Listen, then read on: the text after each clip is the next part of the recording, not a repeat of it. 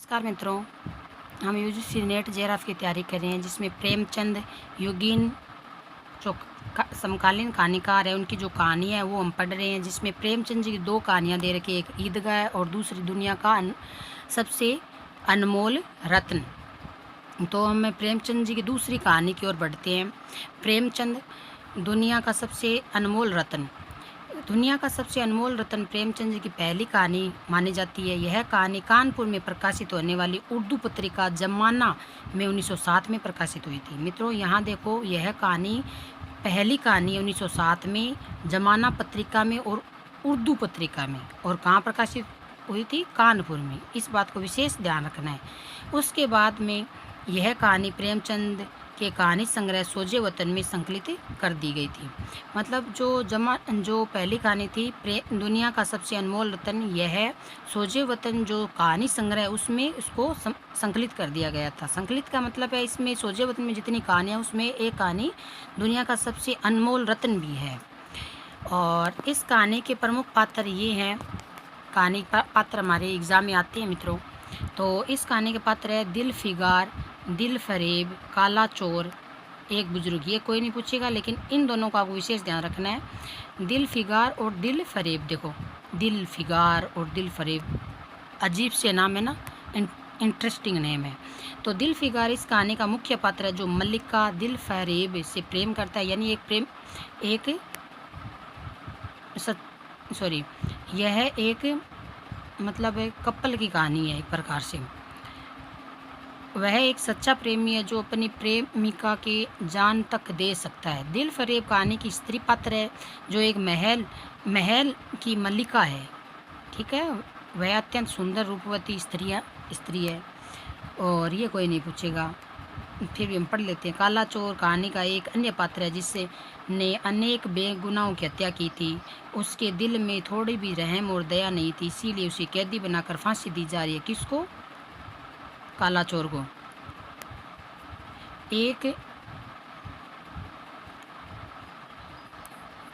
एक बुजुर्ग व्यक्ति कहानी में वह पात्र है जो दिल फिगार की हिम्मत तथा हौसला बढ़ाता है।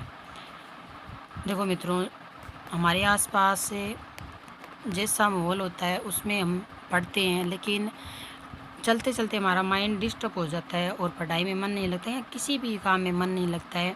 लेकिन अगर आसपास कोई ऐसा बंदा रहे जिससे हम मोटिवेट होते रहें, चाहे वो घर का हो चाहे बाहर का हो, उनसे हमें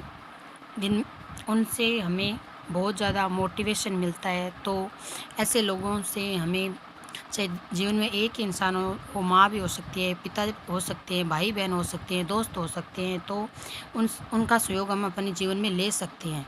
ठीक है मित्रों, तो इसी तरह इसी में भी एक बुजुर्ग है जो दिल फिगार की हिम्मत और हौसला बढ़ाता है। जब वो हार जाता है, बार बार हार मानने के लिए तैयार होता है, तो इतने में ये एक बुजुर्ग है जो उसको मोटिवेट करता है। तो इस कहानी में देखते हैं क्या होता है आगे। दुनिया का सबसे अनमोल रत्न कहानी की समीक्षा।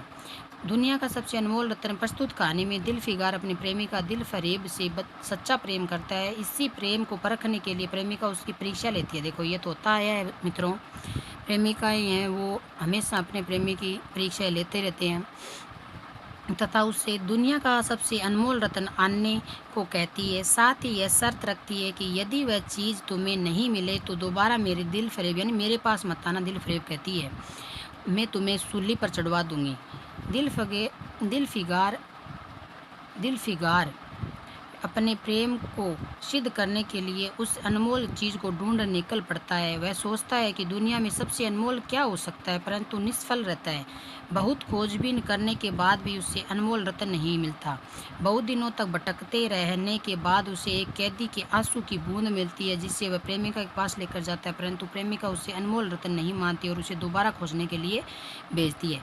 देखो मित्रों, इसमें जो पार्ट आएंगे ना, पहले फर्स्ट बार, सेकंड बार, थर्ड बार, ये क्रम वाइज पूछ सकते हैं और पूछ सकते हैं पहली बार क्या हुआ था, दूसरी बार क्या हुआ था, या कहानी के अंतिम भाग में क्या हुआ था। तो इस बात को विशेष आपको ध्यान रखना है कि यह कहानी जो मतलब पहली बार जो उसका दिल फिगार था दिलफिगार, उसको क्या मिला था, एक कैदी मिला था, उसकी आंसू की बूंद मिली थी और अपनी प्रेमिका को सबसे पहले आंसू की बूंद लाके दी थी।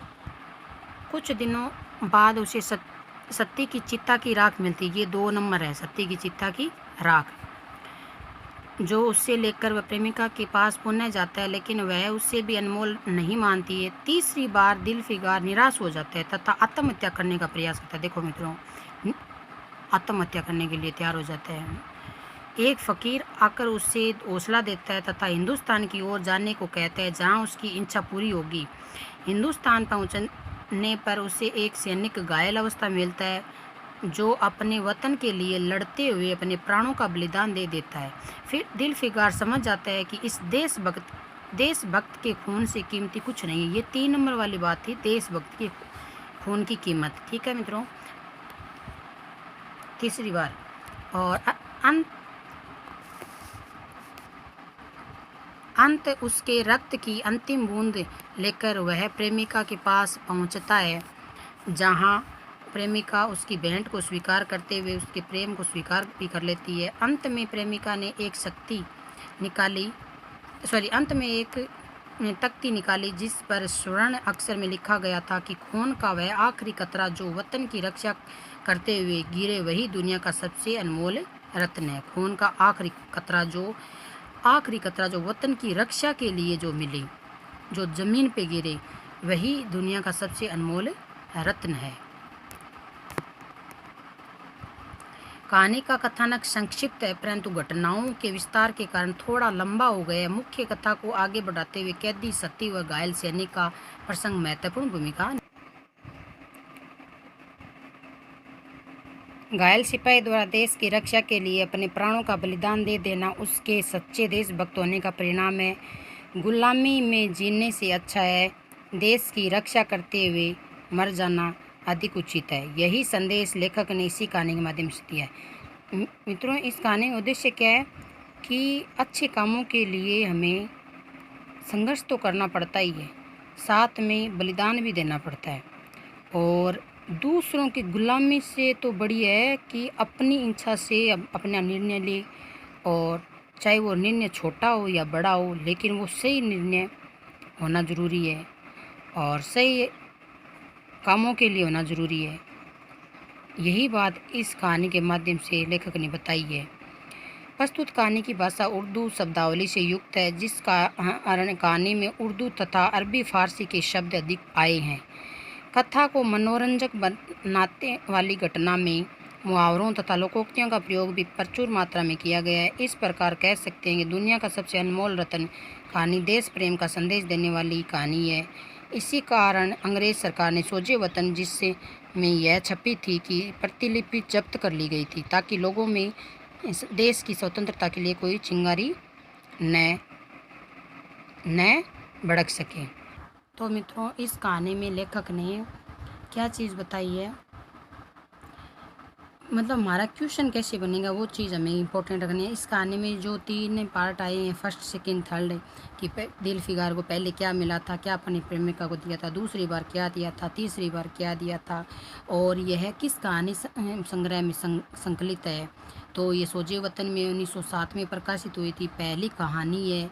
और इसके पात्र दिलफिगार, दिलफरेब, काला चोर और एक बुजुर्ग है।